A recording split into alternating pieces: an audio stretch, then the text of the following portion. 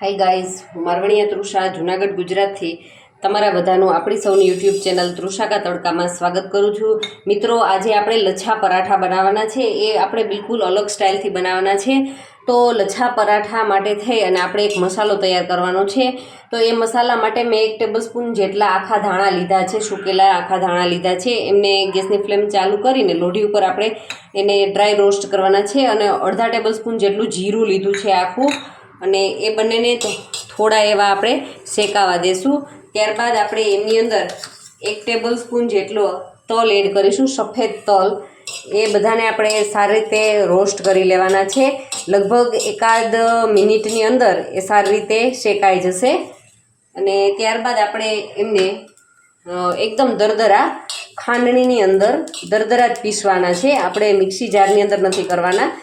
અધકચરા સરસ વાટાઈ જાય એવા જ આપણે એમને વાટવાના છે. તો લગભગ આ થઈ જવા એવા છે. તલ પણ એકદમ ઉડે છે, એટલે આપણે આ શેકાઈ ગયું છે. તો આપણે ગેસની ફ્લેમ બંધ કરી દઈએ અને ઠંડુ થાય થોડુંક, ત્યારબાદ આપણે એમને દરદરા પીસી લઈએ. તો હું એમને દરદરા પીસી લઉં. હવે જુઓ, આપણો મસાલો છે એ સરસ તૈયાર થઈ ગયો છે. તો હવે આપણે એમનો લોટ બાંધી લઈએ પરોઠા માટેનો. તો 1 વાટકી જેટલો મેં મેંદો લીધો છે. તમારે જો મેંદો વાપરવો ન હોય તો તમે એમની જગ્યાએ ઘઉંનો લોટ વાપરી શકો છો, પણ મેંદાથી એ સારા બને છે. હવે આપણે એમની અંદર સ્વાદ અનુસાર નિમક એડ કરીશું અને 1 ચમચી જેટલું આપણે તેલ એડ કરી અને આપણે એમને સારી રીતે મિક્સ કરી લઈએ અને આપણે એમની કણક બાંધી લઈએ. આપણે આની કણક છે એકદમ હાર્ડ નહીં અને વધારે પડતી સોફ્ટ પણ નહીં, એ રીતનો આપણે એમનો લોટ છે એ બાંધવાનો છે. તો હું એમનો લોટ બાંધી લઉં છું. જુઓ, આ લોટ આપણો રેડી થઈ ગયો છે. તો આપણે ઉપરથી થોડું ઘી લગાવી દઈએ અને એમને આપણે આ રીતે ટૂંપી અને લગભગ 10 મિનિટ માટે રેસ્ટ માટે ઢાંકી અને આપણે રાખી દઈશું. હવે આપણે એમનો મસાલો તૈયાર કરી લઈએ. તો એમના માટે મેં એક બાફેલું બટેટું લીધું છે અને આપણે જે દરદરો પીસેલો શેકેલો જે ધાણા અને જીરુંવાળો મસાલો છે એ આપણે એમની અંદર અડધો એડ કરી દઈએ. હવે એમની અંદર આપણે સ્વાદ અનુસાર નિમક એડ કરીએ, કારણ કે મેં બાફતી વખતે નિમકનો ઉપયોગ નહોતો કર્યો. હવે થોડો એવો મરી પાવડર, થોડું એવું લાલ મરચું પાવડર, થોડી હિંગ.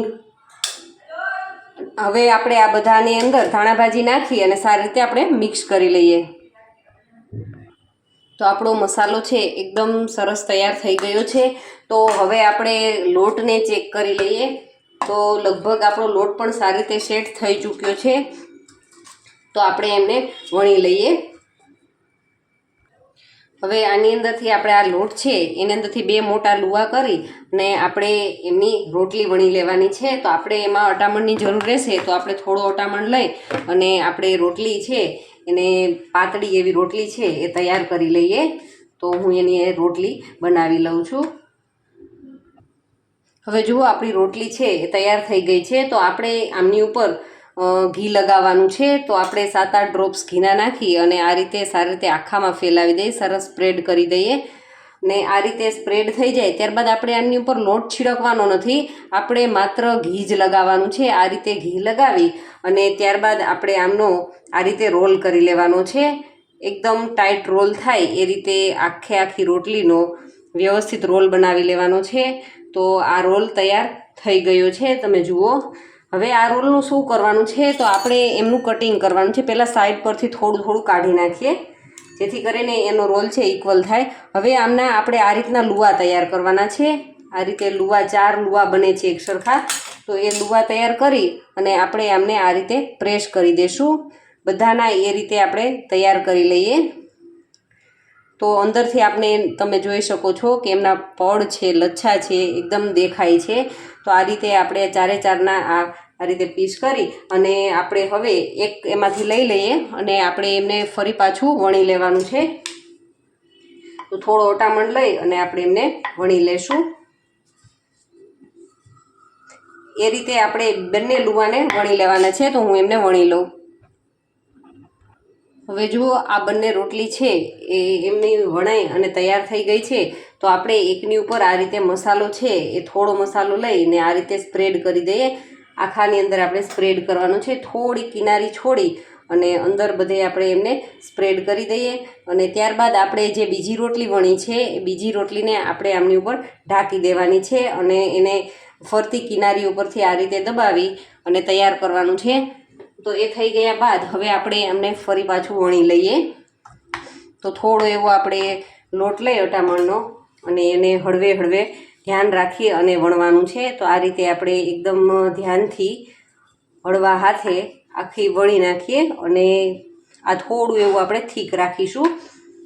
ખરેખર આ પરાઠા છે એકદમ સરસ ટેસ્ટી લાગશે. તમે એકવાર જરૂરથી ટ્રાય કરજો, કારણ કે આપણે એમનો મસાલો છે કોઈ ગરમ મસાલાનો ઉપયોગ નથી કર્યો, પણ આપણે જે ઘરે બનાવેલો મસાલો છે એ વાપર્યો છે, એના કારણે એનો ટેસ્ટ છે એકદમ સરસ આવશે.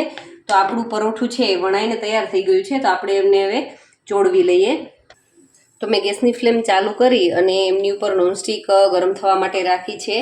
લગભગ ગરમ થઈ ગઈ છે. તો આપણે આ પરોઠું છે એમની અંદર રાખી દઈએ અને એમને પહેલાં તો એમનેમ જ આપણે એક પડ ચોળવશું. એટલે મીડિયમ ફ્લેમ ઉપર આ રીતે આપણે એમને ચડવા દઈએ એકાદ મિનિટ માટે. હવે જો એકાદ મિનિટ થઈ ગઈ છે તો આપણે એમને પલટાવી લઈએ અને આ રીતે આપણે એમને અલટાવી પલટાવી અને આપણે પરોઠા છે તો આપણે ઘીનો ઉપયોગ કરીએ તો બેસ્ટ રહેશે, કારણ કે ઘીનો ટેસ્ટ છે આમની અંદર ખૂબ જ સરસ લાગશે. તો આ રીતે આપણે એને સારી રીતે એમનો કલર ચેન્જ થાય અને એમના પડ છે સરસ ખુલ્લા દેખાય. તમે જોઈ શકો છો પરોઠું પણ સરસ ફૂલે છે. તો આપણે એમને સરસ રીતે ગોલ્ડન બ્રાઉન થાય ત્યાં સુધી આપણે આ રીતે શેકી લઈએ.